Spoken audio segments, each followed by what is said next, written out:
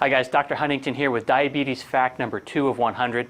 In this video, I'm going to show you why a person with insulin resistance has trouble controlling their blood sugar. It's simple. In a healthy condition, you eat food which your body digests. Now there are many things that your body gets from the food that you eat, including vitamins and minerals and other nutrients. Now certain kinds of food that you eat can be broken down into glucose, which is a sugar that your body can use for energy. This glucose from certain kinds of food will raise your blood sugar.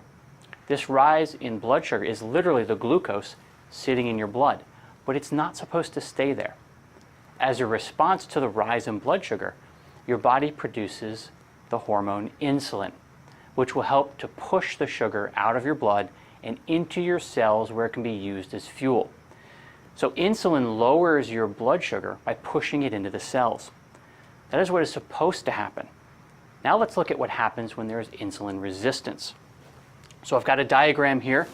Food goes into the body and is digested. As mentioned earlier, it's broken down into vitamins and minerals and other nutrients. But certain kinds of food can be broken down into glucose. And glucose, again, is the actual blood sugar. And so that glucose causes your blood sugar to rise. Now, in response to that rise in blood sugar, your body secretes insulin.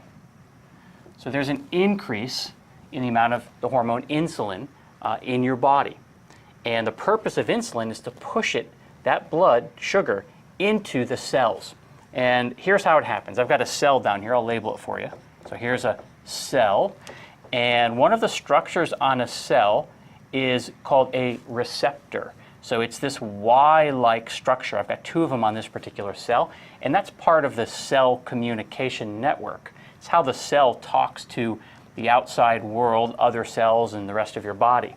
So what I've got on this diagram here, outside the cell, here's inside, here's outside. These red dots are glucose, and the black triangles are insulin. And what happens here is the insulin matches up with the receptors on the cell. You can see they sort of fit in there based on my diagram.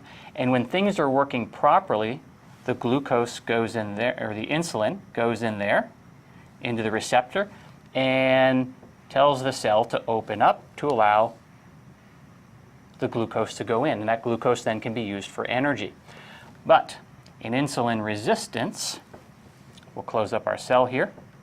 For some reason, the insulin is not able to match up effectively with the receptors. So there's a communication problem here, which is causing a situation where the cell is then not opening up and accepting the glucose. So you end up in a situation where the glucose stays in the blood. And of course, that's a problem, because when the glucose stays in the blood, that's when you end up with high blood sugar, and your cells end up not getting the glucose that they need to produce energy, because the sugar is staying in the blood. So you end up with the damaging effects of high blood sugar, along with the fatigue that can accompany the fact that your cells are starving for energy.